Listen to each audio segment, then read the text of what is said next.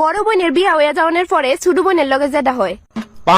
মা দেখো তোমার কলিজার টুকরা তোমার বড় মেয়ে আইছে। আমি আবার কবে কইলাম তুই আমার কলিজার টুকরা? আর আমার আগে একটা কল করবি তো নাকি তা?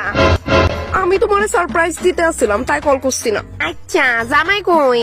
হ্যাঁ আইছে না, হ্যাঁ বলে অফিসে জরুরি কাজ আছে। তাহলে তোর শাশুড়িরে নিয়ে এলি না কেরে? কেরে আমি যাইছি তোমার খুশি লাগতেছে না নাকি তা? তোর পাগলি একটা মা কি কোনোদিন খুশি না হয়ে পারে? আচ্ছা মা ছুটকে কই? তাই স্নানে গেছে। বাবা এত তাড়াতাড়ি স্নান? আমি থাকতে দেখি বেলা 3টা বাজে স্নান করতো, এখন দেখি আমার বিয়ার পর তার লাইফস্টাইলে চেঞ্জ হয়ে গেছে গা। তাই তখন আস্তে আস্তে বড় হইতাছে না, নিজেরটা নিজে এখন ভালোই বুঝে। তাই তা বললা সকাল 10টায় স্নান? আচ্ছা বেশি চেঞ্জ হয়ে গেছে আমার বিয়ের পরে। আচ্ছা কহ তোর জামাই শ্বশুর বাড়ির লোকজন তারা কেমন আছে? হ্যাঁ ভালোই আছে। মা তুমি যাইও মাঝে মধ্যে আমার শ্বশুর বাড়িতে, আমার একা একা ভালো লাগে না, নইলে ছুটকিরে পাঠাই দিও। ছুটকির পড়াশোনা আছে, তাই যদি তোর শ্বশুর বাড়িতে যাও গিয়ে আয়া পড়তে লাগবো। তাই হ্যাঁ মা কোনো অসুবিধা নাই, ধরো না তাই যেদিন যাইবো আমার শ্বশুর বাড়িতে তুমি আমার আগের দিন একটা কল কইরা রেখা দিও, তাইলে ওই দিন আমি ওই বাড়ির কোনো কাজ করতাম না, তাই গিয়ে আমার হেল্প কইরা দিব, লাইক বাসন ধোয়া কাপড় কাচা। That's it. ও নো কেরে তোর শ্বশুর বাড়ি কি আমি বিয়ে হয়ে গেছি যে তোর বাড়ির কাজটা আমি করতাম? আরে দিদির একটু হেল্প করবি আর কি, আর কিচ্ছু না। ওয়েট এত সাহায্য তুই কই যাইতেছস? দিদির কই কথা অবশ্য আমি তোরে দিতাম না। মামা আইতে দেরি হইব বুঝছো, ভোর 5টাও বাজতে পারে, যাইতেছি আমি। হ্যাঁ সাবধানে যাইস কিন্তু। দাঁড়াও মা, এই তুই দাঁড়া। কোনো কারণে বাইরে সময় পিছন দিয়ে যে ডাক দিও না, জানিস না তুই? খায়া কোনো কাম নাই। আলে বাবা লে, বিয়া কইরা এই বাড়িতে গেলাম কিতা, তার দেখে পাখনা হয়ে গজায় গেছে গা।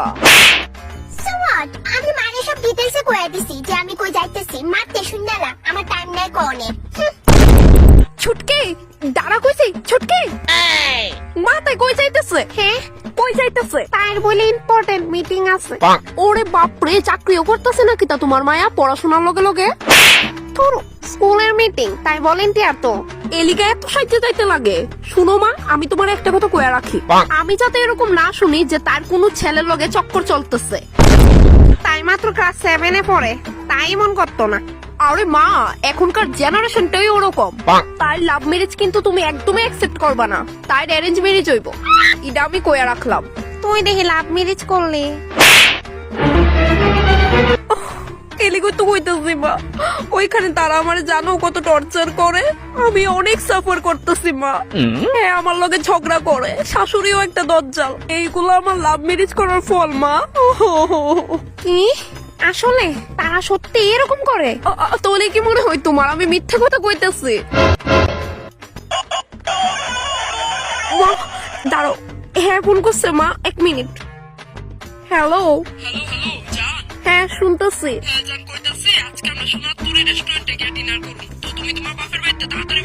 না না রূপার তরি প্লিজ, বিয়ের আগে তুমি অনেকবার ওই রেস্টুরেন্টে খাওয়াইছো, আমার ভাল লাগে না।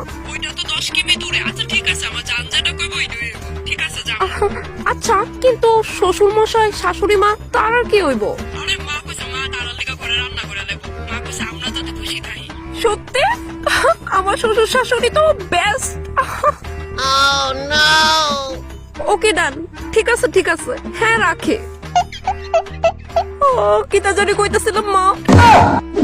না মানে আমি ইডুই বুঝি না মা, তাই তো পড়াশোনা করে করবো না কিতা? দেখো মা আমি তোমার ভালা কথা কই, আমার কাকা শ্বশুরের দিকে দেওয়ার আছে, দিয়া লাও বিয়া, হাত টিকা পরে ছুটতে গেলে কিন্তু শেষ। না না তাই এখন বাচ্চা মানুষ, তাই আরো পড়াশোনা করবো, তুই চিন্তা করিস না, তাই আমরা অ্যারেঞ্জ ম্যারেজ দিব। কারণ আমি চাই না লাভ ম্যারেজ করে আমি যা যা ভুগতেছি তা ছুটকিও ভুগো। অনেক আদর করি বনুরে আমি।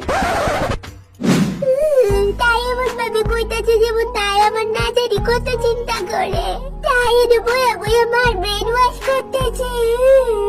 তাই বোধহয় ইডি করলি গাইছে, নিজে ভালোই লাভ ম্যারেজ করছে, আর এখন আমার অ্যারেঞ্জ ম্যারেজ করাইতো, আমি শুভরে যারা বাঁচতাম না।